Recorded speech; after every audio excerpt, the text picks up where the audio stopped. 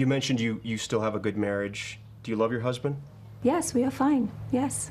It's what media speculate and it's gossip. It's not always correct stuff.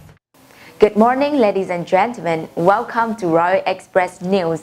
I'm Miley, and I will bring you the latest updates on today.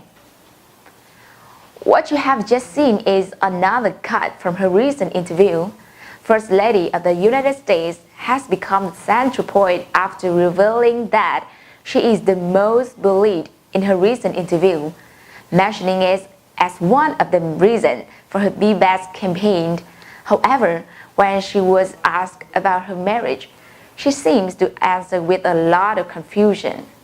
You did agree to this interview, to your credit, with no preconditions, knowing that there could be some tough questions asked.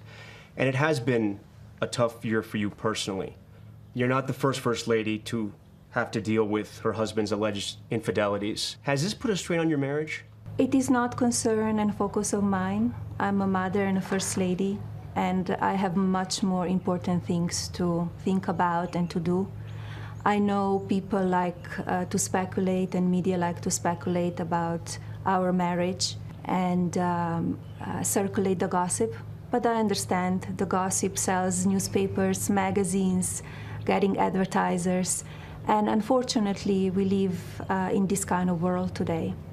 Have you been hurt, though? Media, what is speculating, yeah, it's not always pleasant, of course. But I know what is right and what is wrong and what is true or not.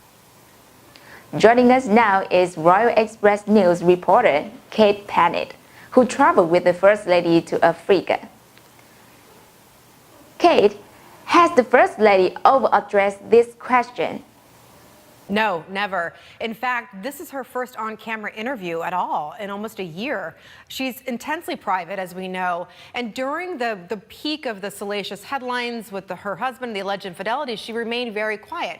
Now, that being said, she canceled that trip to Davos, Switzerland. She took the separate motorcade to State of the Union, which we all noticed. That was a big break from tradition there. She also took a few other separate motorcades. So certainly, the public could infer maybe that something strange or unusual was afoot in their marriage, but she's never commented on. What do you think of her answer? I think it's interesting. I mean, she remains very unemotional.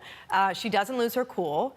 She is maintaining that privacy. And it was interesting to me the way the country has been wrapped up in this and the implications with the payoff and other people, legal ramifications for the president.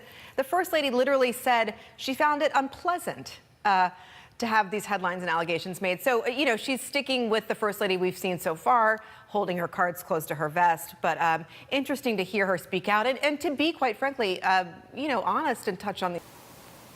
But you traveled with her through a lot of African countries. She seems very confident, didn't she?